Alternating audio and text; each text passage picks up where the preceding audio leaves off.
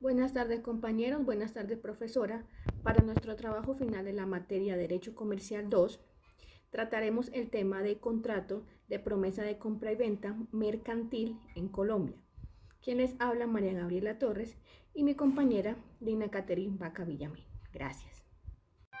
Bueno, en el contrato de promesa de compraventa mercantil encontramos cuatro aspectos. Encontramos las generalidades del contrato, para qué nos sirve este contrato, encontramos cuál es la ley vigente para este y cuáles son sus formalidades. En las generalidades decimos que es la parte preparatoria o inicial de otro contrato, que es el contrato de compraventa, con el cual pues se materializa o concreta lo prometido en el contrato de promesa. ¿Para qué nos sirve este contrato? Este contrato nos sirve para garantizar que el negocio prometido pues sea cumplido por las partes, que lo estipulado pues en este contrato se lleve a cabo. ¿Cuál es la ley que la rige? Encontramos que en el artículo 1602 del Código Civil colombiano nos dice que es ley para las partes siempre y cuando la promesa de compra-venta pues cumpla con todos los requisitos que exige la ley para ella. Encontramos cuáles son las formalidades de este contrato. Esta promesa, pues primero que todo debe constar por escrito, debe tener capacidad jurídica las personas, las partes que firman la promesa. Se debe estipular en esta promesa la fecha en la que se debe cumplir lo prometido, lo establecido en el contrato. Y por último, se debe identificar e individualizar la obligación prometida.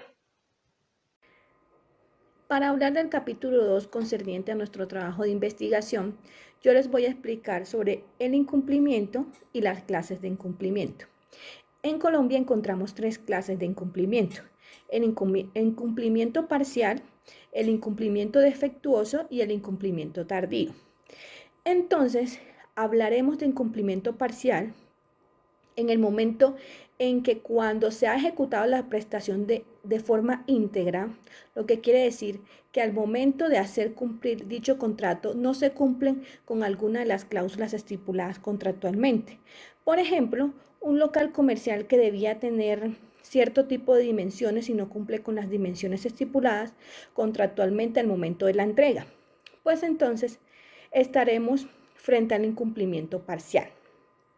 El incumplimiento defectuoso. El incumplimiento defectuoso, aquí no se habla de un defecto cuantitativo del contrato, se habla, como se hablaba anteriormente, sino de un efecto cualitativo.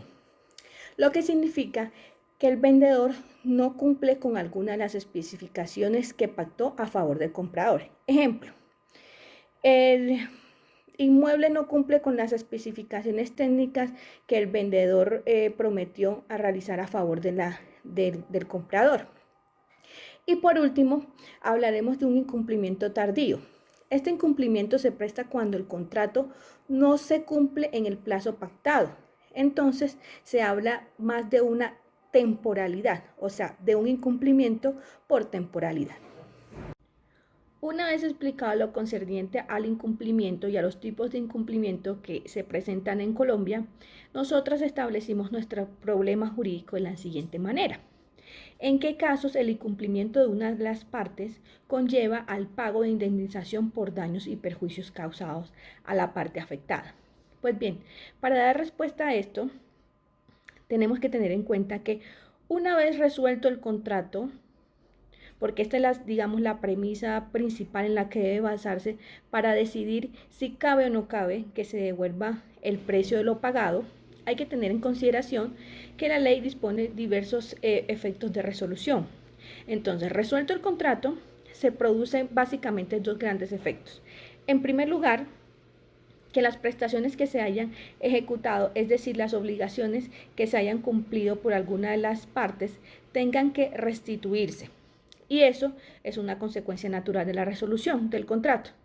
Y la segunda y otra causal consecuencia es que si como resultado de la resolución de alguna de las partes se ve perjudicada por el cumplimiento de la otra parte, podrá solicitarse la indemnización por daños y perjuicios.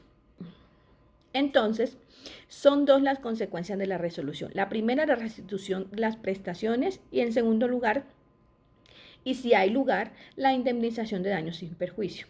Si ya ha habido un adelanto de la cuota del precio, nos encontramos no ante el segundo, sino ante el primero.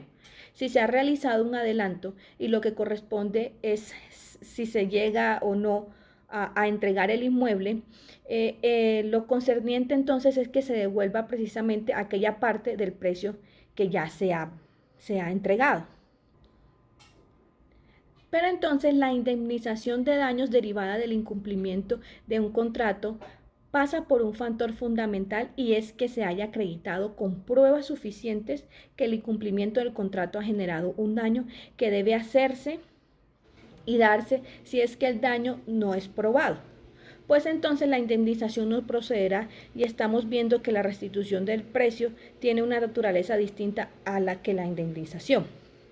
La parte afectada podría alegar como daño el hecho de que no se le ha devuelto la parte del precio porque eso no tiene una vía diferente, como por ejemplo el incumplimiento que se ha determinado cuando se tenía que entregar un local comercial, no se entregó a la fecha, entonces el dueño del local comercial debía poner su local o debía entregar el local anterior y como consecuencia del incumplimiento tardío de la entrega, este tiene que buscar un nuevo local comercial y pagar arriendo. Pues en este caso, el pago de esos canos de arrendamiento que el comprador no tenía previsto se puede alegar como daños y perjuicios y por ende se puede pedir una indemnización o exigir una indemnización por daños y perjuicios causados. Bueno, como conclusiones de lo anteriormente expuesto, pues decimos que interpretando sistemáticamente las normas, como lo son los artículos del Código de Comercio, la Ley 153 de 1887 y pues asimismo los artículos de la Constitución Política, pues estos nos dicen que tanto la promesa del contrato de naturaleza civil como la mercantil, pues son contratos solemnes y que estos pues deben constar pues sí, deben constar por escrito, deben estar por escrito para su perfeccionamiento, validez y eficacia jurídica.